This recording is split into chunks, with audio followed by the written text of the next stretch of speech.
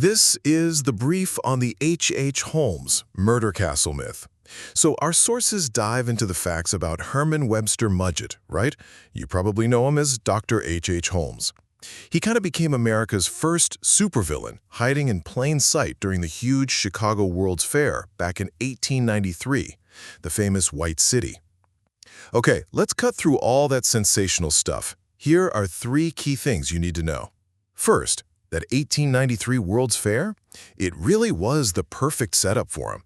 You had this massive wave of people flooding into Chicago. Total anonymity, right? And lots of young, independent women came looking for work, kind of vulnerable. It just made it way too easy for a predator like Holmes to operate and kind of disappear. Second point, that infamous murder castle? Well, it wasn't really built for murder, you know? Forget those wild stories about gas chambers and chutes. The truth, it was mostly about fraud, like on a massive scale. Holmes kept hiring and firing building crews so nobody knew the whole plan. He used the building for scams, hiding stolen stuff he got on credit. And finally, Holmes's victims weren't random tourists. We're talking maybe 9 confirmed victims, and he knew every single one. His mistress, her daughter, his fiancée, even his business partner's family. Why? It was all about money, life insurance, inheritance.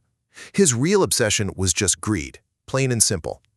So the true horror of H. Holmes isn't some crazy torture palace myth, but the reality of this charming businessman whose evil was just quiet, methodical deception driven purely by money.